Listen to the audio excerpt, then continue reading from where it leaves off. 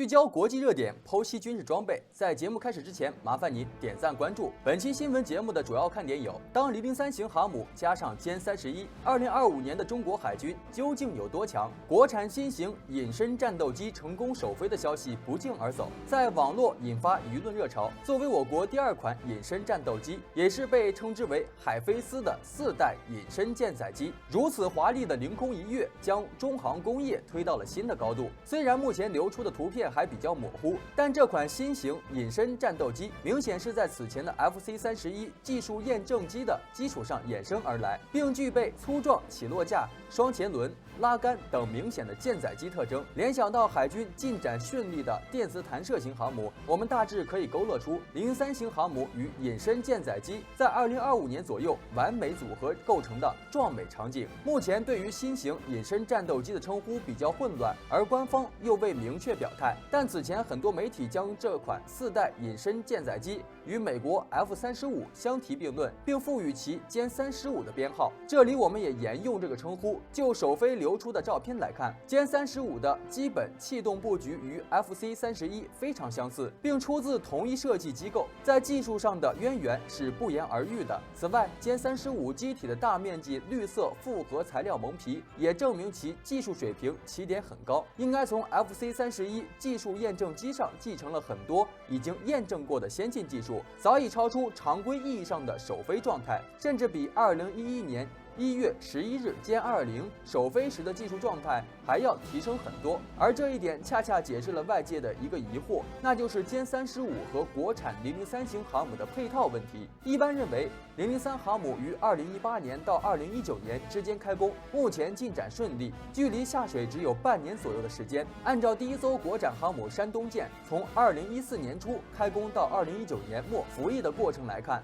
，003型航母即使因为技术复杂，需要更多一点的时间，也应该在2024年到2025年之间服役。当前已至2021年年底，参照歼20从首飞到小批量服役经历了5年时间，如果作为舰载机的歼35从零起步发展，至少要到2027年才能小批量服役，显然赶不上003航母服役的时间。作为一项事关国家安全的重大项目，各项配套在时间节点上应该已经统筹协调，不会允许出现新舰配老机的情况。那么可能性只有一个，那就是歼35现在的起点并不是从零开始，而是在很大程度上继承了 FC31的关键成果，并根据军方要求创新发展的新的技术。我们甚至可以大胆猜测，歼35的项目进度已经进行了25%到35%左右，能够确保在2025年小批量生产。到那时，航母003航母应该刚刚服役，早期会搭载歼15T 验证电磁弹射器等关键子系统，因此小批量生产的歼35足以满足早期测试需求。预计再用上1-2年的时间，003航母各子系统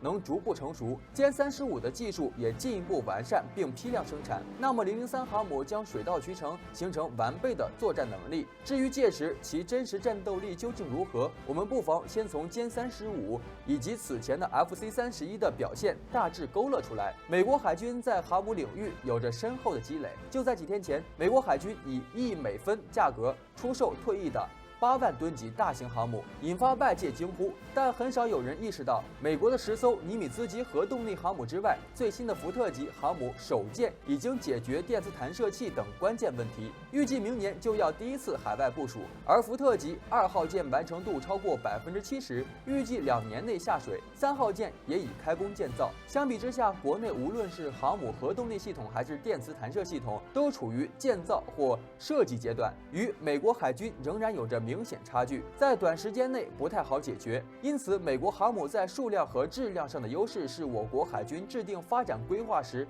必须预料的场景。而之所以在歼35身上突出高速性能，就是针对美国海军航母打击群。美国海军航母素来以舰载机为主要攻击手段，其舰载机规模相当可观。因此，我海军航母想要走向远海，必须具备相当强悍的防空能力，要求舰载机具备高速飞行或超音速巡航能力，以保证有效拦截敌方来袭战斗机，这是最基础的底线指标。事实上，从 FC31 C-31开始，其武器搭载能力就明显不如 F-35，背后的主要原因正是双方对不同性能需求的抉择。美国当年研发 F-35战斗机时，正值冷战刚刚结束，美军近乎举世无敌的情形，因此 F-35C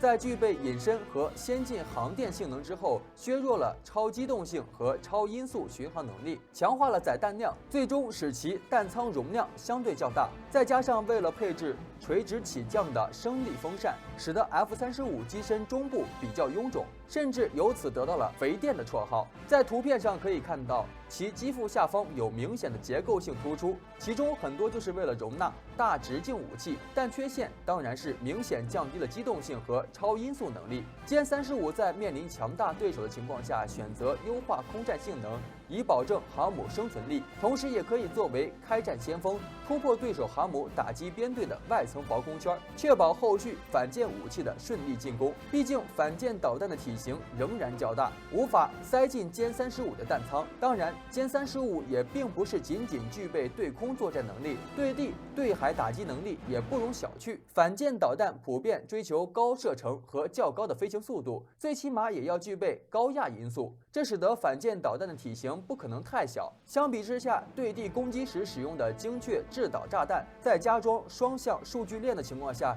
通过滑翔飞行就可以保证射程和精度，体型相对较小，因此歼35的弹舱完全具备搭载2枚500千克的精确制导炸弹的能力。这个数量虽然不多，但也符合歼35主要针对核心对手空战，兼顾对次要敌人打击的定位。当然，歼35还有一个颇为尴尬的问题，那就是发动机。最早期的 FC-31由于并未获得军方拨款，因此搭载的是俄制 RD-93型发动机，这也是中巴联合研制的枭龙战斗机，以及俄罗斯米格29使用的发动机，性能尚可，但是显然不能够满足 FC-31的需求。在2014年航展的飞行表演上 ，FC-31就由于 RD-93喷射的黑烟陷入舆论尴尬。在2016年之后 ，FC-31似乎已经更换了国产涡扇13发动机。从上述分析中，我们可以大致勾勒出歼35的典型特征，即单座双发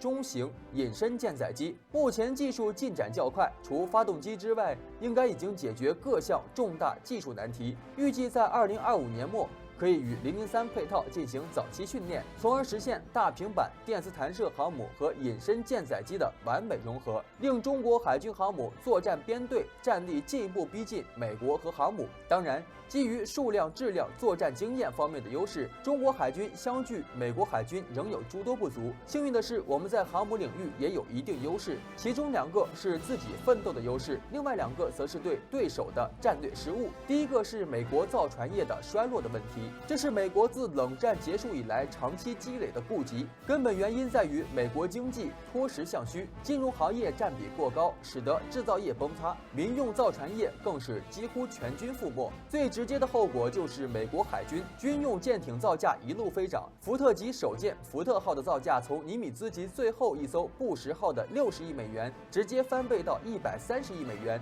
而两者的吨位相差无几，建造时间相差不到10年。此外，美国正在建造的下一代哥伦比亚级战略核潜艇，在不计算设计成本的情况下，单舰预计造价高达85亿美元。按照以往的经验来看，实际造价超过100亿美元并非不可能。对比其1万多吨的排水量，几乎能算作纯金打造的潜艇。此外，美国 F-35战斗机也成了一个问题。作为一款能够凭借隐身和高性能航电对非隐身战机取得碾压优势的型号 ，F-35基本上实现了设计目标。但让美国没有想到的是，对手却已经发生了翻天覆地的变化。从2010年到2020年，中国空军在隐身战斗机领域的快速发展，超过了所有国家的想象，以至于如今 F-35已经无法压制突飞猛进的歼20，而歼35的出现无疑令美国更为焦虑。中航工业能推出歼20隐身战斗机，并不是仅仅是凭借成都飞机设计所和成都飞机制造厂2个单位，歼20成千上万个零件，是航空工业体系集体心血结晶，而歼35的发展同样可以受益于中航工业的飞速进步，包括先进航电设备、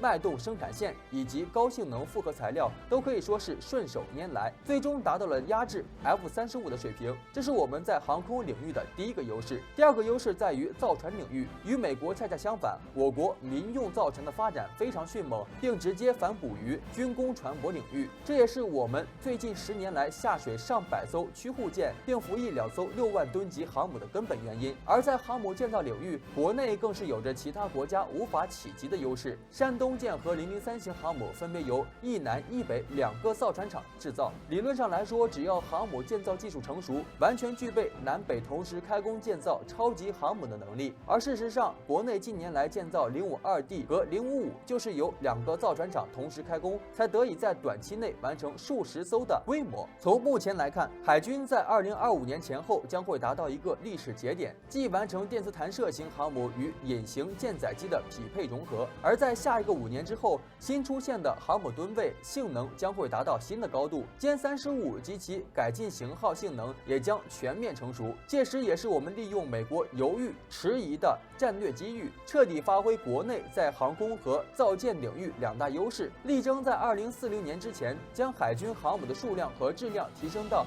与之相差无几的高度，进而成为真正意义上的蓝水海军、全球海军。好了，今天的精彩内容就先到这里，喜欢的朋友们记得点赞、